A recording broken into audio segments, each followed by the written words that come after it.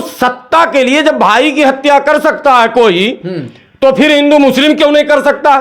तो जब तक धार्मिक जुलूसों से इन पाखंडी नेताओं को बाहर नहीं निकालोगे, उसका नेतृत्व जब तक धर्मगुरुओं के हाथों में नहीं दोगे, इस तरह के मामलात होते रहेंगे। दंगा जो हुआ है नीतीश और तेजस्वी को बदनाम करने के लिए किया गया है, घेरने के लिए किया गया है, इनको बैकफुट पर लाने के लिए किया गया है। चूंकि जातिगत जनगणना और आरक्षण और सबके अधिकार की लगातार बात हो रही थी, ऐसे जिस नालंदा की बात कर रहे हैं वहां भी लालू प्रसाद यादव जी के जमाने में मुहर्रम में दंगा हुआ था। और 2 घंटे के अंदर लालू यादव जी उड़न खटोला से सीधे नालंदा पहुंचे थे और कंट्रोल किए थे। एक बात आपको बताता हूं, वहां जो एसपी नालंदा के थे मिश्रा जी, सबसे बड़ा दोषी इस दंगा को भड़काने में वो एसपी है, जिसकी देख रेख और मौजूदगी में ये सब घटना घटी। नीतीश कुमार जी, अगर मिश्रा जी जो एसपी है वहां के, अगर उनकी भूमिका की जांच आपने नहीं की, उनका मोबाइल कॉल डिटेल अगर नहीं निकाला, किन किन से उनके बात हुई, कहीं नागपुर से कनेक्शन तो नहीं है, कौन लोग हैं जो एसपी को गाइड कर रहे थे, पुलिस खड़ी है और आग लग रही है, पुलिस खड़ी है पत्थर चल रहा, पुलिस खड़ी है लोग लड़ रहे हैं, पुलिस खड़ी क्यों है? क्यों खड़ी है पुलिस? सब भाग जाते अपने अपने घर चले जाते, लड़ने देते मरने देते, खड़े होकर लड़वा रहे हैं। मतलब इसमें एसपी का रोल है। पिछले दिनों रामनवमी के दिन जुलूस निकला और उसके बाद देश के में दंगा भड़क गया, जिसमें दो पक्षों में गुटबाजी में आपस में पत्थरबाजी हुई, जिसमें कुछ धार्मिक स्थल को नुकसान भी पहुंचा है। बिहार में एक जिला है नालंदा जिला, जो शिक्षा के नाम पर विश्व विख्यात नालंदा यूनिवर्सिटी है। वहां पर उस जिले में एक बिहार शरीफ जगह है जहां पर 2 गुटों में आपस में झड़प हो गई थी। उसके बाद अजीजिया एक 100 साल पुरानी मदरसा को जला दिया गया है। इन तमाम मुद्दों पर बात करने के लिए आखिर रामनवमी का जुलूस निकलता है, किसी धार्मिक रैली निकलती है, तो आखिर दंगा क्यों भड़क जाता है, इन तमाम मुद्दों पर बात करने के लिए हमारे साथ हमेशा बेबाकी से बात रखते हैं हाफिज गुलाम सरवर साहब हैं, इनसे हम बात करेंगे। सर, सबसे पहला सवाल है कि बिहार में सेकुलर पार्टी की सरकार है और बिहार में दंगा भड़क जाती है, 100 साल पुरानी मदरसा को और लाइब्रेरी को जला दिया जाता है, इस पे क्या सोचते हैं आप? देखिए, बिहार में सेकुलर सरकार है, इसीलिए उस सरकार को ज्यादा घेरा भी जा रहा। दंगे तो महाराष्ट्र में भी हुए, औरंगाबाद में, गुजरात में भी हुए, वडोदरा में, लेकिन खबरों की दुनिया से वडोदरा और औरंगाबाद, जिसको संभाजी नगर कहा जा रहा, ये गायब कर दिया गया और बंगाल और बिहार को फोकस किया गया। बंगाल बिहार को फोकस इसलिए किया गया कि वजह साफ है, आप समझ रहे हैं। तो क्या वजह वजह यह है कि एक खास मानसिकता के लोग जो हैं वो चाहते हैं कि भाजपा की सरकार यहाँ बने, उसके लिए वो लॉबिंग कर रहे हैं। ठीक है, आप कीजिए, मेहनत कीजिए, कार्यकर्ता बनाइए, आप संगठन को मजबूत कीजिए, चुनाव जीतिए, कार्यक्रम पेश कीजिए। आपने तो कहा था बिहार को हम विशेष राज्य का दर्जा देंगे, वो आज तक नहीं दिया आपने। नीतीश जी आपके साथ भी गए, आपको मान मनोवल भी किया, आपके साथ रह के सरकार भी चलाई, तब भी आपने नहीं दिया। पैकेज का ऐलान किया था आदरणीय प्रधानमंत्री जी ने, आपको याद होगा, 80-100 करोड़ दूं कि नहीं दूं, इतना दूं कि नहीं दूं, जाओ इतना दे दिया। वो पैसा नीतीश जी बताए नहीं कि कब दिया और कैसे दिया और उसका क्या हुआ। मुझे लगता वो पैसा दंगाइयों के हाथ पड़ गया, वही लोग ये दंगा करवा रहे हैं। वरना सरकार कोई भी हो, सरकार नहीं चाहेगी, भाजपा की सरकार नहीं चाहती है। देखिए, योगी आदित्यनाथ ने होने नहीं दिया ना। सरकार जानती है कि इससे हमारी बदनामी होगी, छवि खराब होगा। आपको एक बीच में एडिशनल बात बता दूं कि पूरी दुनिया में ये बात पहुंच गई। इस्लामिक ऑर्गेनाइजेशन जो है, जो कई 56-57 देशों का, उसने भी भारत सरकार को चिट्ठी लिखकर नाराजगी का इजहार किया। हालांकि मैं उसके पक्ष में नहीं हूं, ये हमारा आंतरिक मामला, हम 2 भाई लड़ते हैं और लड़ेंगे और मिलेंगे, ये होता रहेगा। लेकिन आपने नालंदा की बात की, बिहार शरीफ जो है वो नालंदा जिला का मुख्यालय है, मतलब वही जिला, असल नाम है नालंदा, लेकिन शहर का नाम बिहार शरीफ है। और मदरसा अजीजिया जिसका जिक्र आपने किया, उसमें हमारे उस्ताद जो थे, जो हमको ट्यूशन पढ़ाते थे, वो उसमें टीचर थे, इंतकाल कर गए। वो वहाँ की जामे मस्जिद के इमाम थे, कारी तैयब साहब, बहुत बड़े आलिम थे। तो मैं मदरसा अजीजिया का एक एक कमरा घूमे हुआ हूँ। मैं बिहार शरीफ शहर में रहा हूँ, मैं वहीं से मैट्रिक किया हूँ और वहीं से आगे की यात्रा शुरू किया हूँ। वो मेरी कर्म भूमि रही है। 5-7 साल मैं वहां खूब रहा हूं, हर मोहल्ले गली को जानता हूं। वहां एक नेता है डॉक्टर सुनील कुमार, जो भाजपा के विधायक हैं। ठीक है, हम बात समझ गए, आप जो कहना चाहते हैं। मैं लाइन पे ला रहा हूं ना आपको, आपके सवाल का जवाब ला रहा हूं। दंगे कहे जा रहे हैं कि धार्मिक दंगे हैं, मैं जुलूस जितने भी निकले हैं, मैं पूछना चाहता हूं उस जुलूस का नेतृत्व यानी उसकी अगुवाई, हमारे यहाँ भी ईद मिलादुन नबी का जुलूस निकलता है ना, ईद मिलादुन मुहर्रम के जुलूस को तो हम जस्टिफाई नहीं करते हैं, इस्लामी जुलूस है भी नहीं वो, चाहे वो मसलक कोई बुरा मान जाए, आला हजरत ने भी उसको हराम लिखा, शिर्क लिखा ताजिया को, पता नहीं तैमूरलंग का इतिहास आता है, इसलिए मैं उस पर जिक्र नहीं करता हूँ। गैर इस्लामी जुलूस है, मारो हो काटो जहन्नम में जाओ, उससे मतलब नहीं। ईद मिलादुन नबी का जुलूस निकलता हमारे यहाँ, एक जगह भी बता दीजिए कि उसकी रहनुमाई कोई विधायक और सांसद करता हो। सारे मस्जिद के इमाम निकलते हैं, मस्जिद के इमाम आगे आते हैं, बड़े उलमा आगे आते हैं, अगुवाई करते हैं। मजहबी जुलूस की अगुवाई, धार्मिक जुलूस का नेतृत्व धर्म गुरु करें। और सियासी जुलूस जैसे जेडीयू की रैली तो भाई जेडीयू का नेता होगा, भाजपा की रैली तो भाजपा का नेता होगा, आरजेडी की रैली तो आरजेडी का नेता होगा। जब पॉलिटिकल वो अगर रैली है तो पॉलिटिकल पर्सन उसका लीडरशिप करेंगे, लेकिन अगर मजहबी जुलूस है तो विधायक क्यों कर रहे हैं भाई? उसमें सवाल पैदा होता है। अभी जो बिहार शरीफ की बात आपने की, जुलूस धार्मिक है और नेतृत्व कर रहे हैं वहां के भाजपा विधायक, हैंडल उनके हाथ में, पैसा वो खर्च कर रहे हैं, सजावट वो कर रहे हैं, नेतृत्व वो कर रहे हैं, उनके चेले चमटे जो सो कॉल्ड बजरंग दल कहलाते हैं या कुछ भी कहलाते हैं, वहीं पंगा होता है। अगर वहां नालंदा में इतने विख्यात विख्यात बड़े मंदिर हैं, मठ हैं और कई और मशहूर जगह हैं, वो लोग जो साधु संत हमारे हैं, हिंदू धर्म के जो धर्माचार्य हैं, वो लोग अगर आगे होते इस तरह की हरकत नहीं होती। ये अधर्मी लोगों ने इस धर्म के नेतृत्व का कमान अपने हाथ में लिया है और इसको राजनेता क्या करते हैं? राजनेता का टारगेट क्या होता? उनको स्वर्ग नर्क से मतलब नहीं है, उनको सत्ता से मतलब। उनका धर्म है सत्ता, परमो धर्म। सत्ता के लिए गुनाह भाग बैठाते हैं। अगर ऐसे में ऐसे करवा देंगे, 4 पत्थर इधर बरसवा देंगे, 4 पत्थर उधर बरसवा देंगे, हमारा काम चल जाएगा। लेकिन इतिहास को समझिए पहले। औरंगजेब का नाम सुना आपने? खूब सीना पीटता है लोग औरंगजेब के नाम पे। औरंगजेब सत्ता के लिए अपने सगे भाई दारा शिकवा की हत्या करवा देता। तो दारा शिको भी गया काम से, अपने बाप जिसने परवरिश की औरंगजेब की, उसको कैद खाने में डाल देता।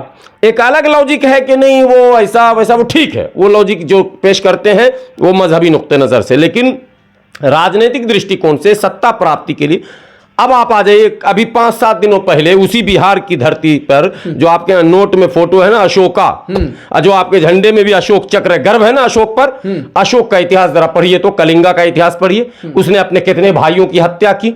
तो सत्ता के लिए जब भाई की हत्या कर सकता है कोई, तो फिर हिंदू मुस्लिम क्यों नहीं कर सकता?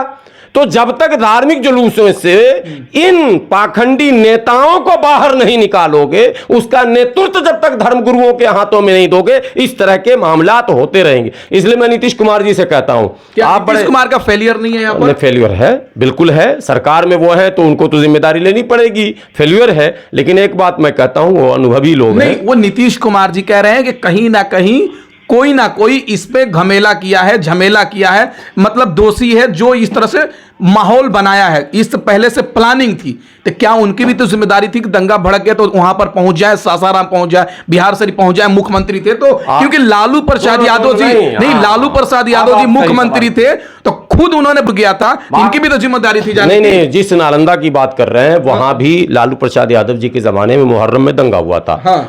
और 2 घंटे के अंदर लालू यादव जी उरन खटोला से सीधे नालंदा पहुंचे थे और कंट्रोल किया था। एक बात आपको बताता हूं, वहां जो एसपी नालंदा के थे मिश्रा जी, सबसे बड़ा दोषी इस दंगा को भड़काने में वो एसपी है, जिसकी देख रेख और मौजूदगी में ये सब घटना घटी। नीतीश कुमार जी, अगर मिश्रा जी जो एसपी है वहां के, अगर उनकी भूमिका की जांच आपने नहीं की, उनका मोबाइल कॉल डिटेल अगर नहीं निकाला, किन किन से उनके बात हुई, कहीं नागपुर से कनेक्शन तो नहीं है, कौन लोग हैं जो एसपी को गाइड कर रहे थे, पुलिस खड़ी है और आग लग रही है, पुलिस खड़ी है पत्थर चल रहा, पुलिस खड़ी है लोग लड़ रहे हैं, पुलिस खड़ी क्यों है?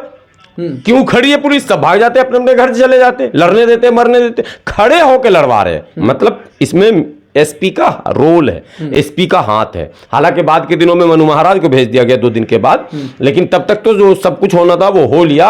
अब जो कर्तव्य बचा है, जो हो गया, उस पर तो आप सांप बिल में गया लाठी पीटने से कुछ नहीं होगा। नीतीश कुमार जी से अब ये विनती आपके चैनल के जरिए अगर बात पहुंच रही हो, जेडीयू के किसी नेता तक अगर ये बात पहुंच रही हो, तो नीतीश कुमार जी, अगर मिश्रा जी पर आपने कार्रवाई नहीं की तो मैं व्यक्तिगत रूप से ये समझूंगा कि आप भी माना आपकी सहमति भी इसमें थी।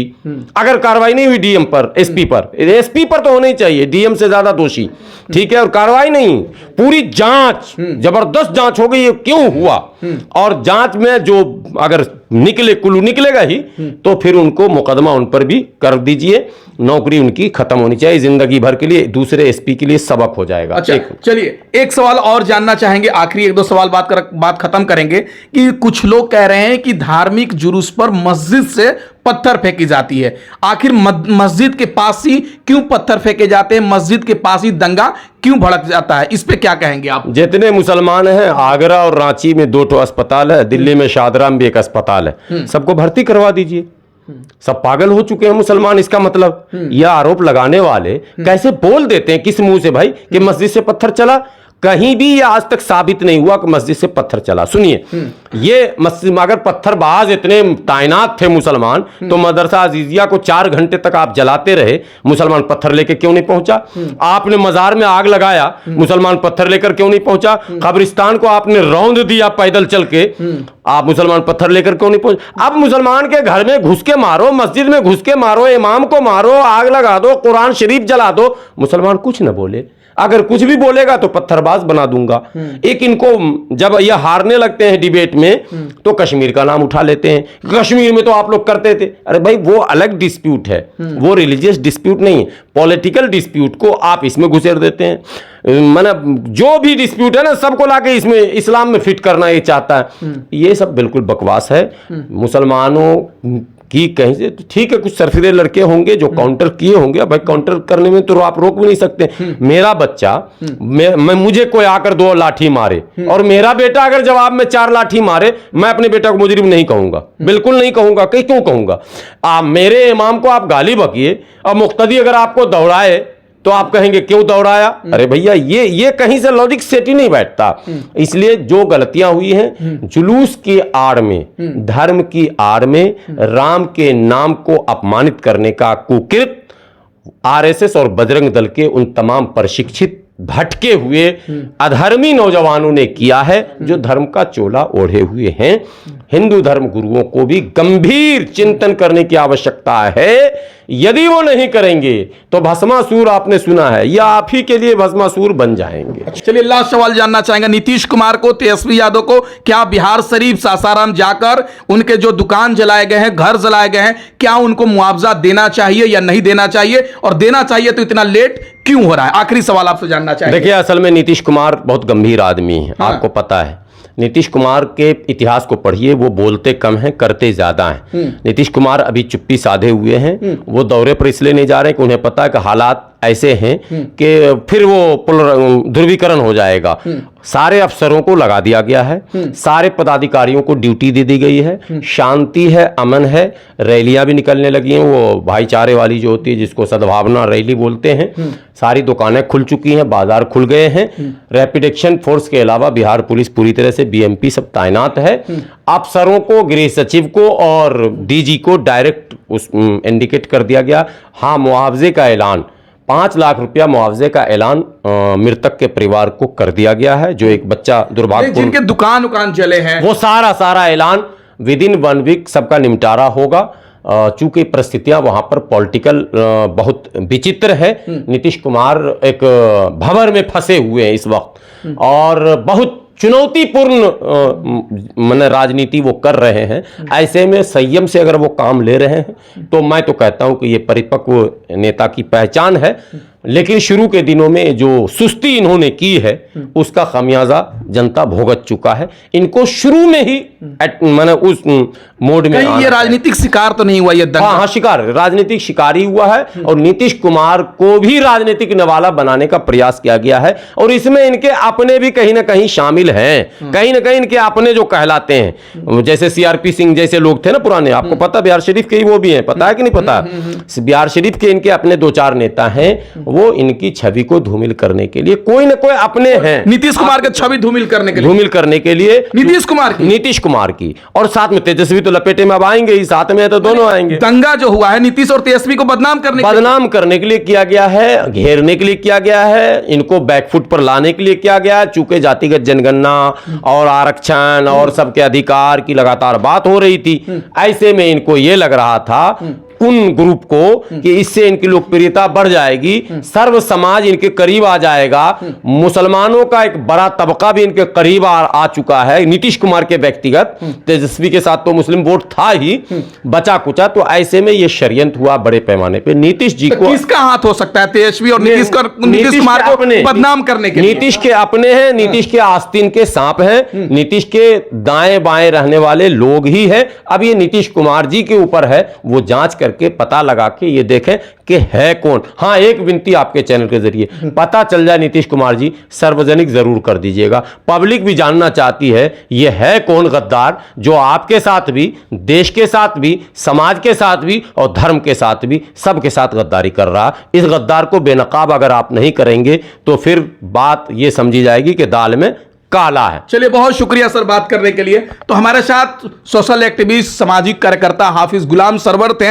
इनसे हमने जानने का प्रयास किया कि रामनवमी के दिन जो बिहार में और देश में घटना घटी, आखिर क्यों घटी। ये बता रहे हैं कि बिहार में जो घटना घटी है, कहीं ना कहीं नीतीश कुमार और तेजस्वी यादव को बदनाम करने के लिए, बैकफुट पर लाने के लिए किसी के द्वारा या रची गई है घटना को। और ये खुद इन्होंने कहा है कि इस रचना को, इस घटना में कौन शामिल है, उसको पर्दाफाश करने की जरूरत है ताकि बिहार और देश समझ सके नीतीश कुमार और तेजस्वी यादव को कौन बदनाम कर रहे हैं। इनसे मैंने एक सवाल यह भी पूछा कि इनको क्या नीतीश कुमार और तेजस्वी यादव जी को जिस तरीके से लालू प्रसाद यादव जी मुख्यमंत्री रहते हुए उनके सत्ता में जब नालंदा में जब दंगा हुआ था तो लालू प्रसाद यादव जी पहुंचे थे, नीतीश कुमार और तेजस्वी यादव जी नहीं पहुंचे, क्या उनको पहुंचना चाहिए या नहीं पहुंचना चाहिए? ये कह रहे थे कि नीतीश कुमार गंभीर है, अंदर अंदर काम कर रहे हैं। ये इनकी राय थी, आपकी राय क्या है प्लीज कमेंट करके बताएं।